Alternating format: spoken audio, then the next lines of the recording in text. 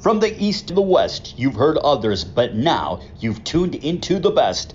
This is a Prime Wave Media production.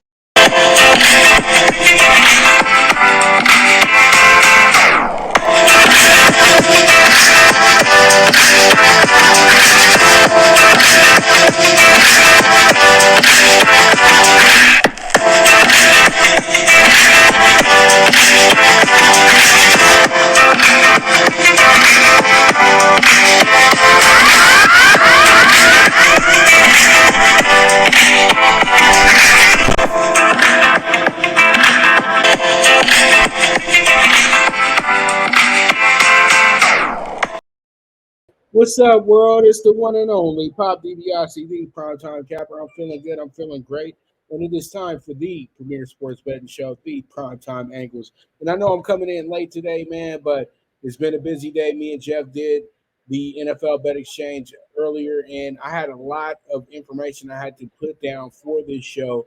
So I wanted to make sure that I got the show off no matter what today. So we're here. Let's go ahead. It's going to be a little quick today, so let's go ahead and jump into it. CFB Power 5 Preview is coming up. You guys already know I got you set up when it comes to over, under, win totals, all that good stuff. Quick and little analysts and everything, why I'm going in that direction and all that good stuff. Because in college football, you really don't know what to expect with these teams because it's always about the heart, the adrenaline of teams as well, too. And how are they coming into the game that week as well too?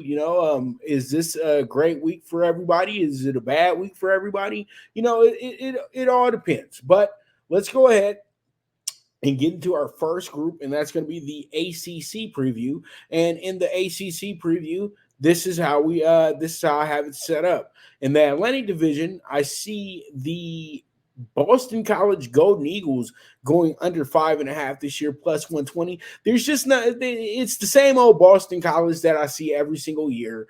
It's either going to be effort. It's going to be effort, but will the talent be there to help them win games? That's the biggest question.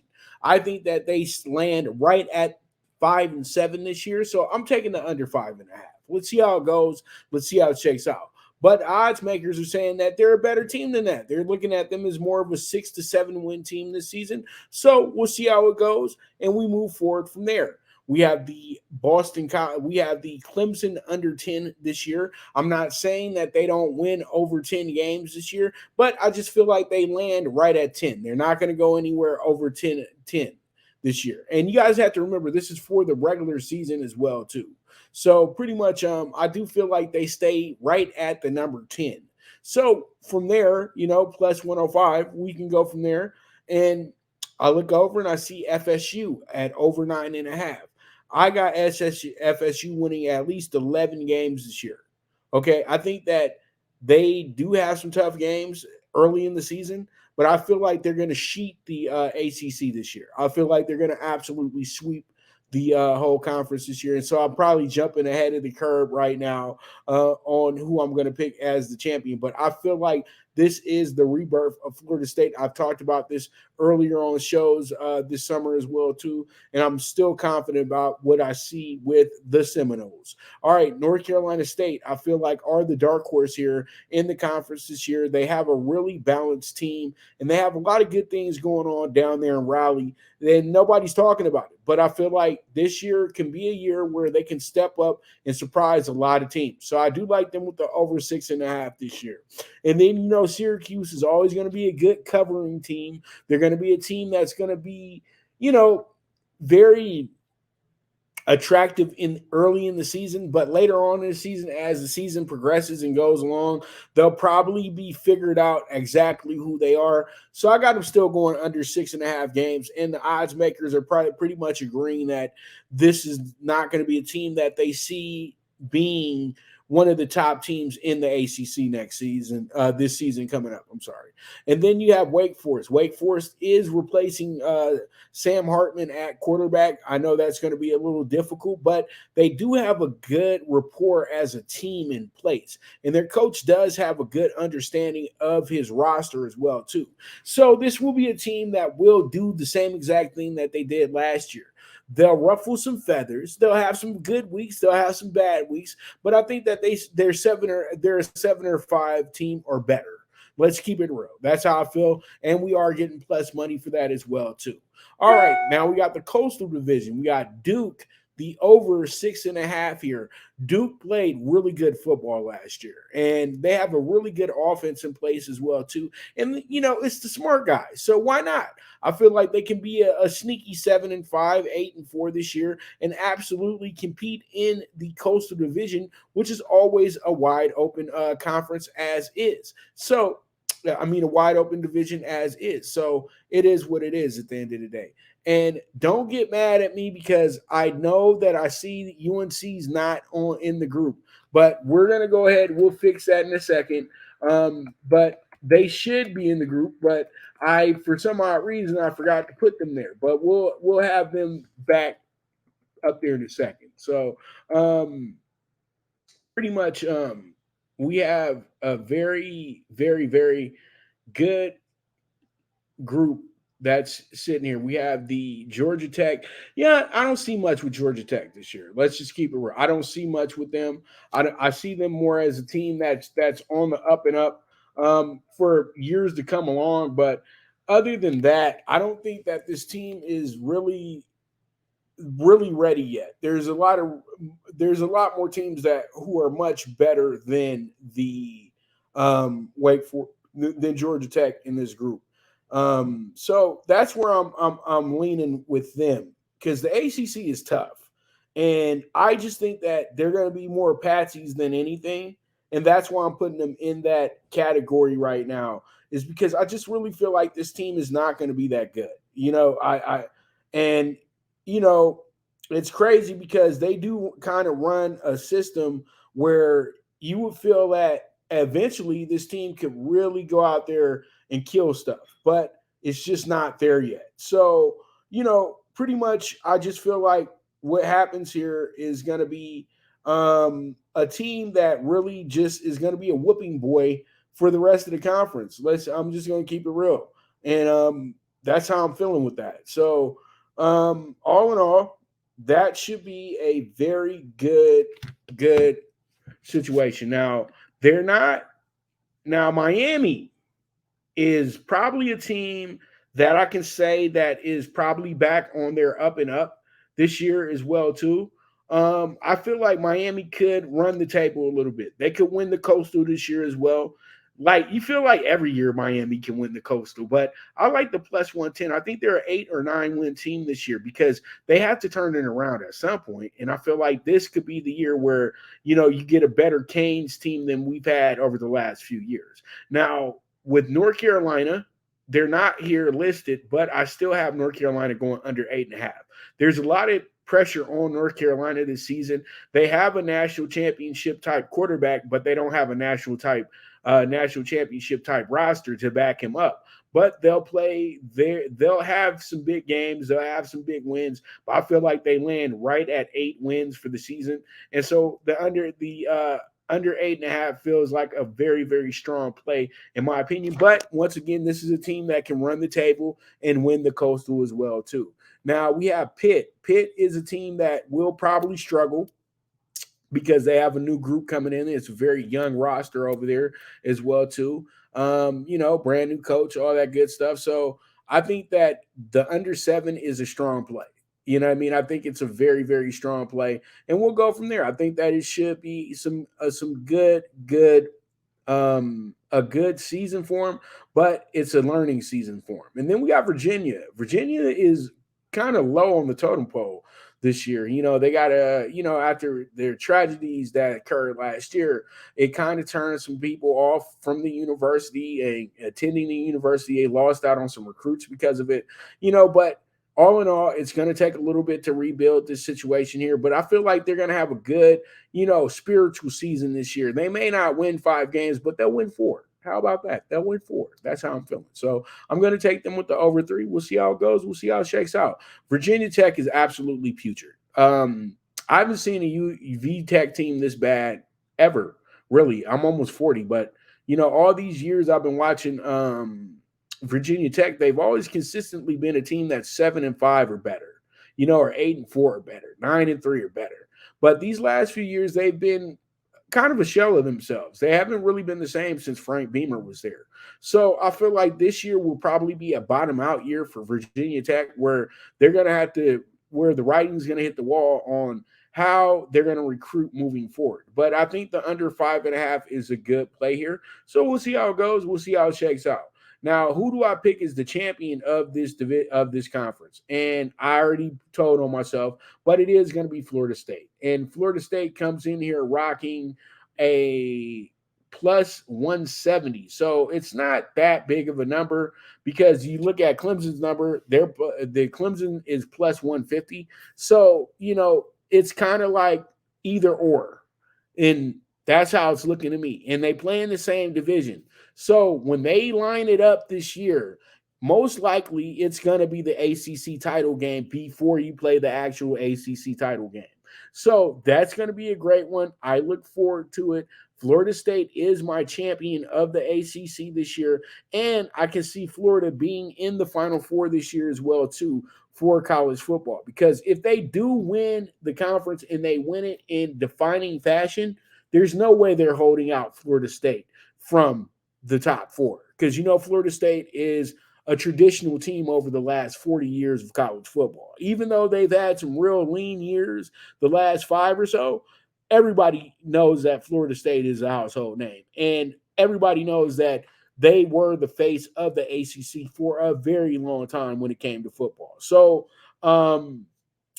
I just feel like this team is returning back to the top, and that's why I'm picking them to win the ACC. Now, let's move forward and talk about the Big 12, the Big 12 preview. And you guys know the Big 12 has 4 brand new teams in the Big 12 with BYU, Cincinnati, Houston, and UCF. So those teams have joined to make the conference now a 14-team conference. So let's go ahead and look at how I set this group up. Now, we have ourselves BYU at the top. They're saying BYU is going to struggle a little bit because this is the first year they've been back in a conference in about a decade. They did leave the Mountain West a while ago because they felt like they were too big for that conference, and they wanted to play as an independent and pick their own schedule and see exactly how they could fare against their own schedule. And we could say BYU did pretty decent against that, you know what I mean? And BYU had some big upsets over USC in that span as well, too. So, BYU was able to grow up a little bit and see that they are able to stick right there with the big boys, something that they knew they couldn't do 30 years ago. But now they're in the biggest conference they've ever been in, a power conference, and now they can say now finally that they're a power conference team. And I think BYU is going to be one of the tougher home games for everybody that plays them in the Big 12. So going over 4.5 games is very, very likely. So I do like the 4.5, and minus 190 pretty much tells me that they're a 5-win team or better. Maybe. They have to step it up, though. It's going to be tough in the Big 12, but they're a tough group. So we'll see how it goes. Baylor, over 7. I think Baylor is going to have themselves another really good season, but even better than they were last year. They're adding some good talent there. They got the same quarterback coming back from last season as well, too. So it's going to be a very, very telling season with Baylor. And I think if Baylor can get to the 8, 9, 10 mark, they should be a team that possibly plays in the conference championship as well, too. So we'll see how it goes. Cincinnati coming in, going from an AAC power to what they feel is a bottom feeder of the Big 12. But I think that Cincinnati is going to be another team that's going to really surprise some folks here. And that's because they play relentless defense, and that's something that's kind of rare in the conference. So this year is going to be a little bit different because teams are going to have to step their game up. Cincinnati can beat you 19-7 easily. And they're probably the one team that can do that in this conference. So that looms danger to me. And I think that Cincinnati is much better than the 4.5 that they're giving them. So I'm going to take them with the over as well, too. Houston, on the other hand, though, Houston is in the middle of a rebuild. And that coach that they have there is good, but he was just in the Big 12 a few years back with the West Virginia, and he quit that job to take over Houston, where he thought he was going to be able to dominate and be in the conference that's kind of a power conference, still kind of a mid conference. But Houston decided to go take the big dollars and move on to the Big 12 and, reestablish some rivalries as well, too. So with that, Houston's under a little bit of pressure, but we know that Houston is building something for the future. They know it doesn't have to be right now.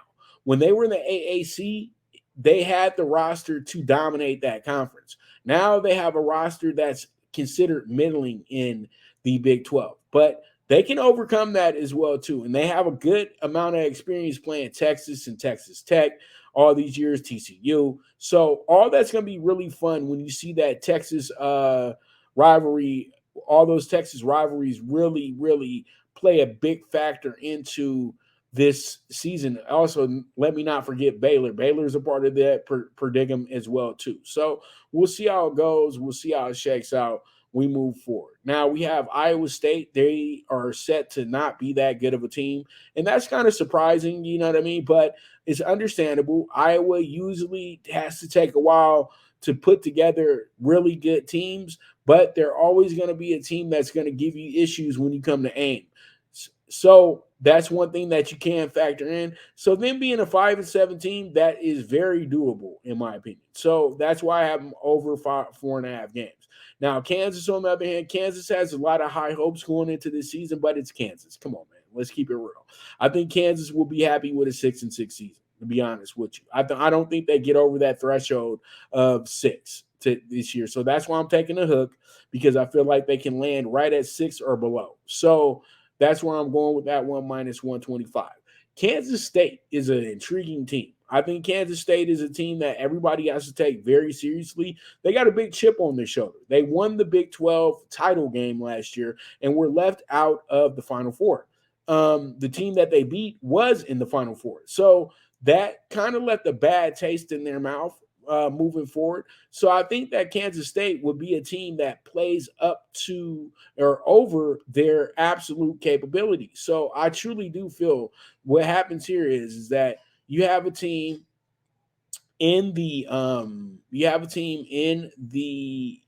Wildcats that can run the table and go ahead and get themselves a good run this year and possibly steal that Big 12 title, because I know Oklahoma and Texas feel like, that they have rights to that since it's their last season here, but man, it goes to the best team. And I feel like Kansas State has a whole lot to prove this year, and they have the right type of attitude moving forward. You got Oklahoma under 9.5. I don't believe in anything Oklahoma's doing. I feel like Oklahoma really does need to bring in the de facto general of the team. I don't trust their coach that they have, because it seemed like he's the old adage of what they've been saying, a guy that started his career on third base, but that doesn't mean that you're a good coach. So pretty much he had the best roster in the conference and he still messed that up. And he wasn't able to keep those big time quarterback recruits either. Now he's dealing with the guy who's 8th year senior and Dylan Gabriel. That's cool and all, but at the same time too, hopefully you have a good freshman in place that can fill in if something goes wrong with Dylan Gabriel, which most likely will happen because he's injury prone. So the under 9.5 is just me saying that Oklahoma's gonna take a bit to get back to Oklahoma status. Not meaning that they're gonna be a mediocre team. They're just not gonna be a team that's gonna be in the top 10 at the end of the year. So that's where I'm going with that one. And that's where we're at with that. So pretty much we move forward, and we have the Oklahoma State. Oklahoma State, I like them. I think Oklahoma State is good enough to go over 6.5 this year.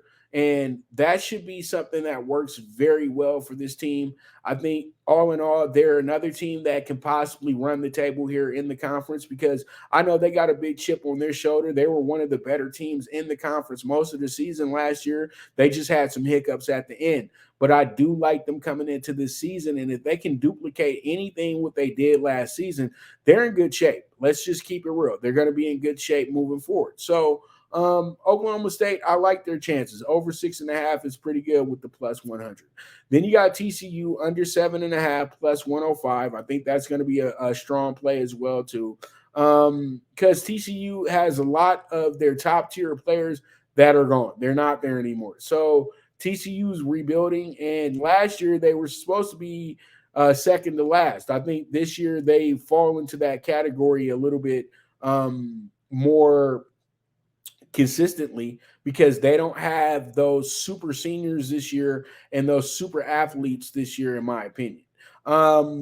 We move on to Texas. Texas looks like the best team in the conference. They got the best quarterback situation. They got a pretty good running back situation, and they got some pretty top flight wide receivers. It's just all depends on how good that offensive line is going to be this year. So I do like them with the over 9.5 minus 135.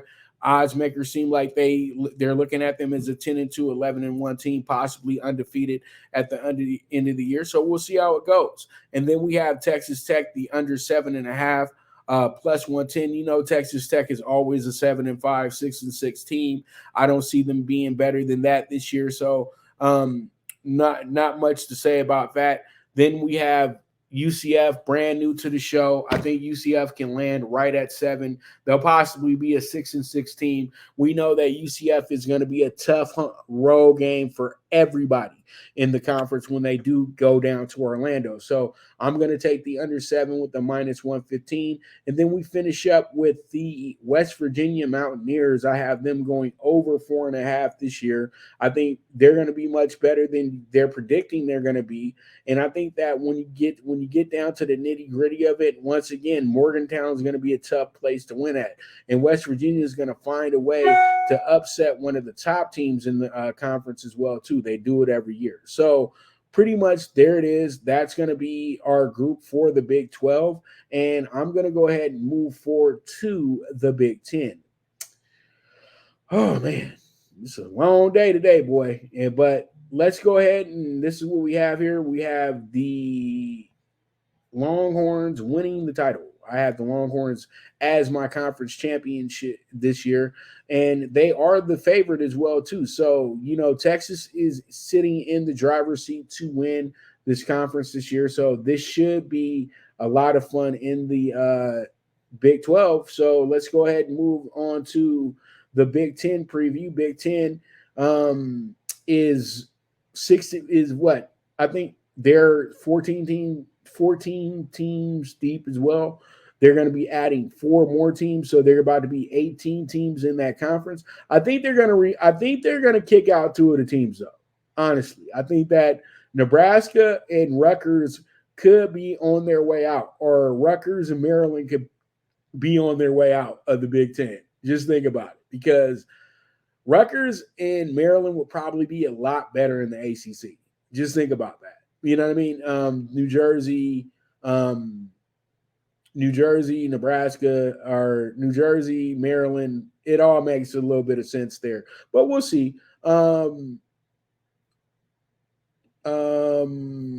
Let's go ahead, jump into the Big 10.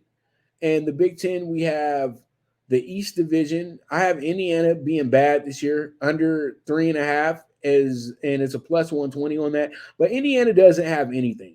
Okay, they're going to be a bad team this season, and that's all pretty much what people need to know. But one thing about them is they'll cover. I know that they'll be covering games. So I do like the under 3.5 here as a team that gets slapped around, but a team that actually covers that game as well, too. Then we have Maryland under 7.5 this year. Maryland has a good mojo going into the year. They have probably one of the better quarterbacks in the conference as well, too. But I don't think it's going to be enough for this team to get over that 7-win threshold. So I feel like they can land right at 7 games, be a bowl team, but not a team that plays a big factor in winning this conference. So we move forward. We got Michigan. And Michigan, I know Michigan is seen as the favorite because they have beat Ohio State the last 2 years. But, all in all, they will split the favoritism of who can win this conference this year. And you know what? 10.5 wins for Michigan this year. Winning 11 games is very doable, very, very doable. And the way that they played the last few years, we all know they haven't lost one Big 12, Big 10 game since 2021, since 2020. So pretty much, or we didn't even play during 2020. So, or did we? I can't remember. Did we? But all in all, Michigan has been so good in conference play, 26 and zip the last 2 years. So pretty much, not 26 and zip, but what do I want to say? They have been. He played 9 games, I think, 10 games. So they've been 22 and zip the last 2 years in conference. So that's pretty good because they haven't lost games in conference play either season. So that's something that you really can hang your hat on. And that's a really, really big deal. So that is incredible. And Michigan comes in here with that mantra. Michigan State, a team that's rebuilding right now, but I still think that their coach is on the hot seat because they fell very far from grace, and they're trying to pick up the pieces at Michigan State at this moment. They had an issue with fighting with Michigan last year. I think that they go over 5 games, though. I think that that's a little bit of a disrespect right there, so I have to take them over the 5. You have Ohio State over 10.5. Plus 100. I think Ohio State is an easy 12-0 team this year. You look at the schedule, they're not playing against much to start the season off, and they seem to be able to run that schedule, but we know it's going to be tough with Penn State. It's going to be tough with the Wisconsins of the world. It's not going to be a walk in the park for Ohio State because they have the biggest target on their back because they're Ohio State. So I feel like they can get their 11 wins this year. Possibly 12 this year. And I still think that it's going to be just another one of those great hyped up games when they play Michigan again this year. So we'll see how it goes. We'll see how it shakes out. We got Penn State under 9.5 plus 120. Penn State should be a very good team this year. But once again, you see what side of the board that they play on. And I think since they play on that side of the board, it's going to be really tough for them to win 10 games. I think that they're going to run into some issues with Michigan and Ohio State and possibly Michigan State. So we'll see how it goes, but I don't have that much confidence in Penn State being a 10-game winner this year. But you know what? The odds makers are saying that they are good enough to be a 10-win team because that's why they got them at plus 120 on the under. So we'll see how it goes. And then we have Rutgers, who I have over 3.5. Anytime you got Schiano coaching that team has an opportunity to win 5 games or better. He ain't going to sit up there and just let that team be sorry. He is just not in his nature. So you know how that goes. And then we have the West Division. We got Bielema back at Illinois. I do like him with the over 6.5. And this is a possible spoiler to everybody to steal the conference this year because Bielema looked really good in a lot of games that they played last year. Not him, but the defense looked exceptional. And then the offense was able to grind out games as well, too. So you have to watch out for the Illini, as you have to truly watch out for them because this seems like a processing season and more up and up than anything. Then you have Iowa under 8.5 minus 115. You also have Minnesota over 7 plus 100. I'm kind of speeding through because there's not much to say about these teams. They're always going to be the same type of teams. They're going to win big games for you, but then they're going to lose big games for you as well, too. Then you have Nebraska over 6.5. I feel like the Matt Rule effect is going to have this team really good and possibly steal the west side of the Big Ten, and I know Nebraska fans are excited about what possibly can occur with this head coach. Then you have Northwestern under 3. This team might only win one game this year. It's that ugly. I think they got a bunch of walk-ons playing at this point right now.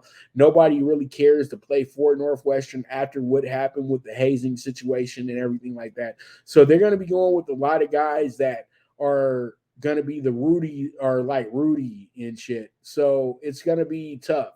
So they'll probably get themselves one non-conference win against one of those Riverside School of the Deaf teams, but all in all, I don't see this team winning one game in the Big Ten this year. If they do, good for them, but most likely they don't.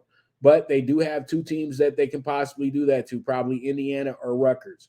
We have Purdue. I like them with the over 5 because everybody's always sleeping on Purdue. They're always under the radar, and they always figure out ways to win big games in West Lafayette. So I do like them with the over 5. And Wisconsin hasn't done much over the last couple years, and I don't see them doing much more this year. I think that they're going to be fairly average. They're going to be very middling, and them getting to 8 wins, that's a good thing for them this year, even though it's showing up that it looks like they should be the West winner this year because they're plus 130 on the under 8.5. But I think, though, you could possibly be a team with 8 wins and win this side of the division.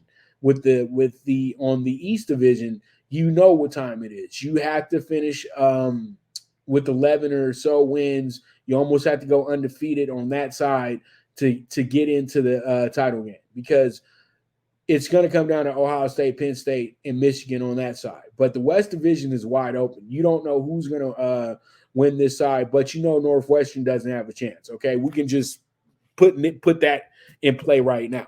But when you look at how the wins and how the wins work, you see that everybody's over 5 or better except for Northwestern. So they're telling you it's a wide open deal. So who do I have winning?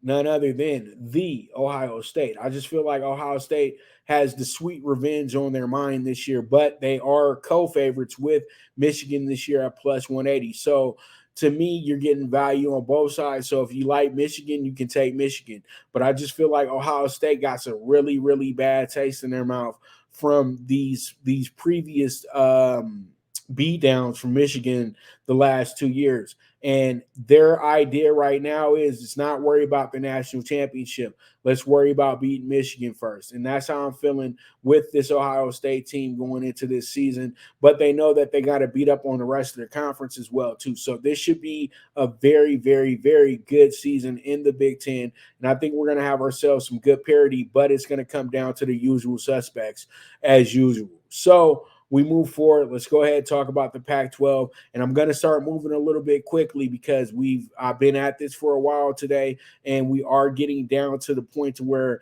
games are starting to start. So let me go ahead and get you guys this Pac-12. I got Arizona going under 5 plus 100. This is the Pac-12's last season. Very sad. Because this is my home conference. And, it's sad to see this conference go. But you know what? I saw the Raiders have to move back to Oakland, then move to Las Vegas. I saw the Browns have to move to Baltimore. So, you know what? Things that I had that were some of my favorite stuff, they've already left me in football. So I'm used to it. So pretty much you have Arizona under 5 plus 100. You have Arizona State under 4.5 plus 105. Both those teams, to me, are going to be putrid this year. ASU has a true freshman starting at quarterback. Arizona probably has a 32-year-old janitor starting at quarterback. I don't know. But both those teams are very, very irrelevant to the big picture of what's going on in the Pac-12. I feel like those teams are going to build themselves up to be more efficient in the Big 12. They know that the time in the Pac-12 has ended. So it's just get through the season. Cal, on the other hand, Cal has a lot to play for because Cal is a team with no home right now. All they got is the Pac-12, and that's it. And pretty much they probably will want to play a bigger factor in the outcome of the conference as well, too. It was a beautiful sight to see Cal get to the promised land somewhat a few years back out the blue. A lot of people didn't see it coming, but they've been able to make some strides over at Cal quietly. And I feel like Cal this season is better than a 5-win team. So you got to look out for Cal. Cal, it looks like they're a team that's going to be on the up and up, especially when you got to go play them at Berkeley.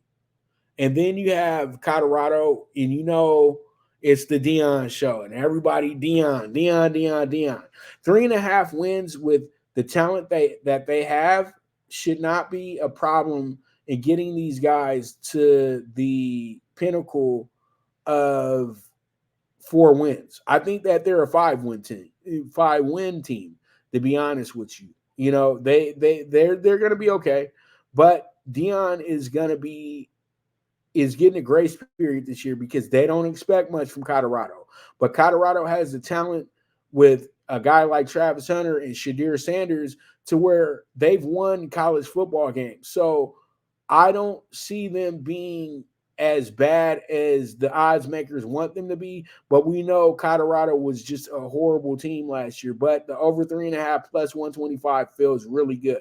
Also, Oregon over 9.5 plus 110.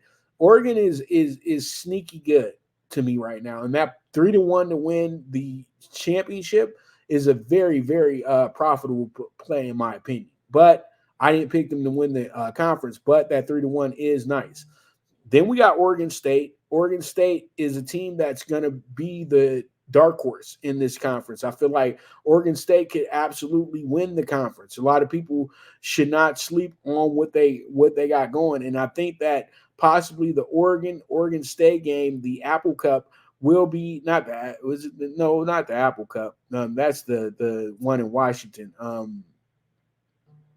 Whatever. But the Civil War, yeah, that's what they call Oregon and Oregon State. So pretty much, I think the Civil War might come down to who wins. That could be the representative in the championship game, because Oregon State finished with the flurry last year, and they looked like a top 10 team when they beat the brakes off of Florida in the Vegas Bowl last year. I'm going to keep it real, Then you got UCLA over 8.5. I feel like UCLA, this is going to be Chip Kelly's best group ever.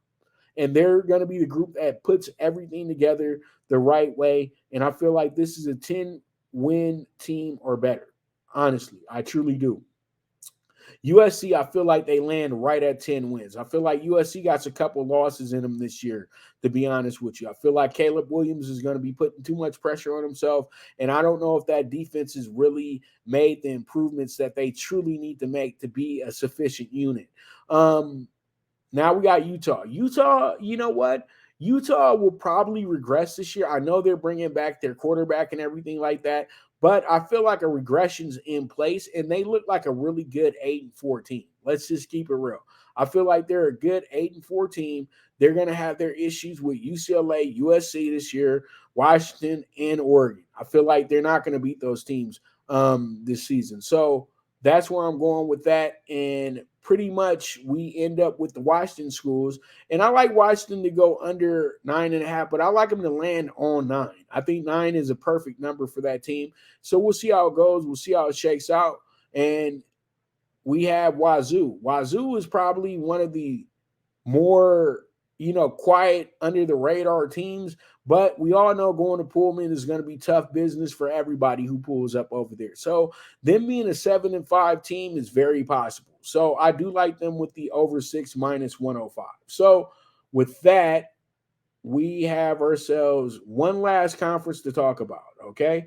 And that's going to be the conferences of conferences. But first, who wins the Pac-12? And I have none other than the UCLA Bruins winning at 14-1. I'm taking a swing. I feel like UCLA in their final season in the Pac-12 surprise everybody and win themselves a Pac-12 title on the way out.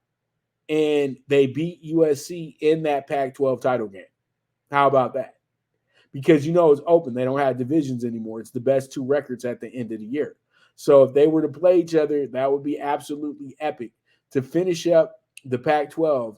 And it finishes up with the 2 teams that pretty much ended the Pac-12. So with that, let's go ahead and move forward. And I'm going to be moving fast on this one. I know all my SEC people probably going to get mad at me about that. But, it's 4 o'clock. Let's go ahead. I got a whole other segment to talk about, so I got to move. We got the East Division, Florida under 5.5, plus 125. Florida's not going to be good this year. They're still building something over there. And, after that bowl game that they played last year, I'm not confident in anything Florida's doing until they really do bring in a group that's prepared to play football and not just take NIL money. We got Georgia under 11.5. I feel like Georgia is going to have a lot of pressure on them this year. And I'm not saying they can't win 11 games. I think that they I think they max out right at 11 games this year. So we'll see how it goes. They can still win the East Division easily, but I still think that they're going to have some issues this year as well too. Then you have the under 7.5 plus 105. That should be a very, very strong bet as well too. I think that Kentucky's a team that they got to build up to things. I think they'll be good enough to make a bowl, but they're not going to be better than 7-5 this year. Missouri is a team that I feel is on the up and up. They made some strides last year quietly, and I think that can translate into this season. So over 6 is very possible for them. They look like another 7-5, possibly 8-4 team on the sneaky, and I like it. South Carolina has expectations this year. South Carolina is the team that could absolutely challenge everybody in the East Division. You saw what they did last year when they got that big win, so they could possibly do it again. But we'll see how it goes. But I do like South Carolina with the over 6. Now, Tennessee is an intriguing factor. I think that Tennessee, they got a great quarterback in Milton who has a superior arm. They got great receivers and everything, but they're kind of basic. And that kind of catches up with them when they need to win their biggest games. They wind up not winning those games. So I like them with the under 9.5. I feel like they're more of a 9-3 team this year than anything. So we'll see how it goes. And then we have Vandy. Vandy should be better. Vandy isn't probably going to be a team that wins 5 games, but let's go ahead and win 4. How about that? You know what I mean? I think they can win 4 games, and they're minus 175 with that as well, too. Then you got the vaunted Alabama. Bama, they're going to be back. So I'm taking the over 10.5 plus 150. I can't believe they're giving me plus 150. You know what I mean? They're saying that Alabama is good for 2 losses this year. I looked at the schedule, and I don't think they're good for 2 losses. I think they got a loss on the schedule, but not 2 because – yeah, I know why people are thinking like that too, because you're bringing in a brand new quarterback. It's a damn near just a brand new team, and that team didn't do well last year, and so you pretty much feel like it might be the regression for Alabama, but I don't see it yet. Arkansas under 7. I think Arkansas is going to be a good start to the season, and then there'll be a team that gets kind of ripped apart in the second half of the season. Auburn is a team that's in transition right now. They don't have the roster to keep up with the Alabamas, the LSUs, and the Georgias like they usually do. So this year it's an evaluation period for the coach, for the roster, for everybody. So I'm taking under 6.5 in this spot. Then we have the LSU over 9.5. minus 115. I feel like LSU is going to play really good football this year, and they are going to take care of their business. They're going to go after things that, that they couldn't accomplish last season. And you know what? I'm just kind of playing off the fact that they just had the girls win the national championship in basketball. So that may trickle down to the guys having a pretty good season as well, too. But we all know LSU only shows up every 6 or 7 years. And right now they won the national championship in 2020. So it's 2023. So they might be 3 years too early. I don't know. But Brian Kelly is coaching the best team he's ever coached before. And that should tell you one thing. And then, he just needed a year to get used to the SEC. Now he's used to it. Now he understands exactly how it rolls in the SEC. So now he should be that much better of a coach this year and have that much better of a team. So I do like the LSU over 9.5. We also have Mississippi State over 6.5. I think that over 6.5 is going to be something that I'm playing because they're going to play hard for their fallen head coach, man. And Mike Leach passing away literally a few days after my father, man. That was huge because I had met Mike Leach at the draft months before that as well too. So that's just crazy to me that I met that man in April and he was gone in October. So pretty much I think that Mississippi State is going to have one of those heartfelt seasons that they really put in a lot of work for their great ball coach and get themselves a 7-5, 8-4 season and play in a bowl game. And then we got Ole Miss under 7.5. I think Ole Miss, Lane Kiffin and crew, they're going to struggle a little bit this year. I know he has the quarterback. I know he has the offensive playbook. I know he has all that good stuff. But it seems like they don't play really good defense most of the year. They'll have their moments where they play great defense, but most of the time they don't.